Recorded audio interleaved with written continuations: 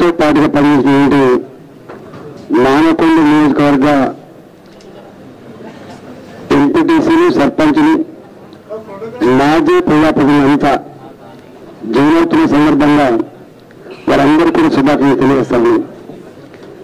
ఎందుకంటే మానకొండ నియోజకవర్గం గతంలో నాకు కూడా కొన్ని మండలాలు ఉంది కాబట్టి, ఆ అనుబంధం ఉంది కాబట్టి తప్పకుండా మళ్ళీ మానకొండ మీద మన జెండా వేయడం ఖాయమని చెప్పి సందర్భంగా నిర్వహిస్తున్నాం. రెండవది డాక్టర్ భిక్షపతి కన్నయ్య గారు, డాక్టర్ భిక్షపతి గారు వారితో పాటుగా అనేక మంది కార్యకర్తలు ఈరోజు భారతీయ జనతా పార్టీ చేస్తున్న సందర్భంగా వారికి కూడా శుభాకాంక్షలు. పెద్దలు ఈశ్వరప్ప గారు అయితే మా సమాజాన్ని భారతీయ జనతా పార్టీకి రాబోయే కాలంలో ఉండగలుగుతామని చెప్పి వారు చెప్పారు.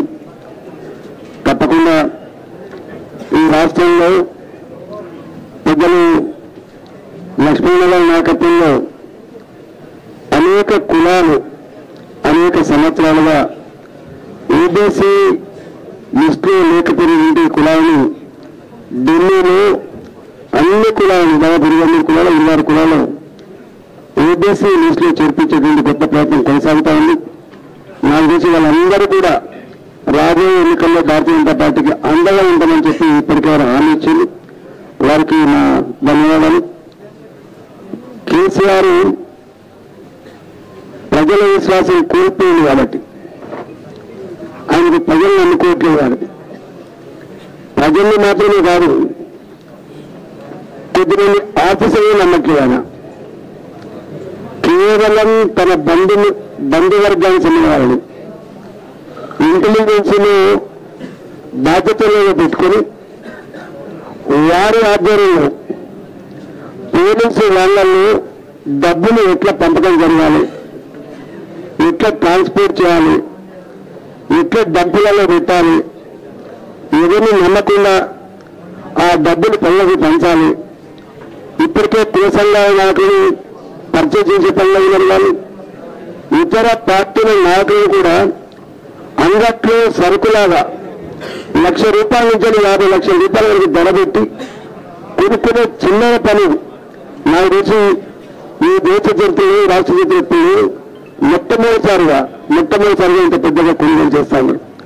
దిండలు గారి చిరుగలు చూసేది ఈయన పార్టీ నాయకుడు కార్యకర్త ఉంటే చనిపోయిన తర్వాత నా పార్టీ జెండా కప్పండి అని చెప్పేటువంటి సాంప్రదాయం ఉండే. కానీ కేసీఆర్ వచ్చిన తర్వాత మొట్టమొదటిసారిగా నాయకుల స్థాయిని బట్టి, నాయకులకు ఉండే పలుకుబడిని బట్టి, ఆ నాయకులకు ఈ పార్టీ బంధాన్ని బట్టి వెలగట్టి కొనుక్కునేటువంటి నీచమైన ప్రయత్నం చేస్తామని, దానికోసం ఇప్పటికే 15 కోట్ల రూపాయలు నియోజకవర్గం కేటాయించినట్టుగా వార్తలు వస్తాయి. కానీ తప్పకుండా ఇప్పటికే ఎన్నికల కమిషన్ మొట్టమొదటిసారిగా ఈ తెలంగాణ రాష్ట్రంలో ఏం జరుగుతుందో క్షుణ్ణంగా అర్థం చేసుకుని అనేక మంది పోలీస్ ఆఫీసర్లు ఇప్పటికే మార్చింది, కొంతమంది కౌంటర్లు కూడా మార్చింది. ఇది ఒకటే ఈ సందర్భంగా హెచ్చరిస్తాను. ఇంకా కేసీఆర్ అడుగులకు నడువెత్తి చట్టాన్ని పక్కకు పెట్టి ఎన్నికల నిబంధనలు తుల్లలు తొక్కి జీవితకాలంలాగా కేసీఆర్ చెప్పిన పని మాత్రం చేస్తే వేట తప్పదు అనేటువంటి తెలిసిన వాళ్ళు కూడా ఇంకా పిచ్చి వేషాలు వేయాలని చెప్పి నేను భావిస్తాను. కానీ తెలంగాణ రాష్ట్రంలో రేపు రాబోయే ఎన్నికల్లో ఎక్కడ అక్రమాలకు పాల్పడ్డా కాకపోతే జాగ్రత్తలాగా ప్రవర్తనను కూలి చేసే ప్రయత్నం చేసినా ఎంతటి వారైనా తప్పకుండా చేయడం తప్పని సంకేతం వచ్చేది కనపడతా ఉంది. నేను తెలంగాణ ప్రజానికానికి వినమ్రంగా చేసే విజ్ఞప్తి, అక్రమంగా సంపాదించిన డబ్బు సంచులతో ఒక్కొక్క నియోజకవర్గంలో 30 కోట్ల నుంచి, ఎందుకంటే 2018లో 10 కోట్ల నుంచి 70 కోట్ల వరకు ఖర్చు పెట్టే చరిత్ర ఉంది. కాబట్టి ఈసారి ఇంకా ప్రజా విశ్వాసం కోల్పోయింది. కాబట్టి పదవి లేకుండా బతకలేడు, కాబట్టి అధికారం లేకుండా బతకలేడు. కాబట్టి ఇవాళ మళ్ళీ ఒక్కొక్క నియోజకవర్గానికి 30 కోట్ల రూపాయల నుంచి 100 కోట్ల రూపాయలు ఖర్చు పెట్టడానికి సిద్ధపడింది. కాబట్టి అక్రమంగా సంపాదించిన డబ్బులే కేసీఆర్ తెలంగాణ ఉద్యోగంలో మనకి ఏ మాట చెప్పింది, అక్రమంగా సంపాదించిన డబ్బు తీసుకునేందుకు తీసుకోండి, నేర్చుకునేందుకు వేసుకోండి అని చెప్పిండు. అదే పద్ధతి పాటించాలని చెప్పి నేను విజ్ఞప్తి చేస్తాను.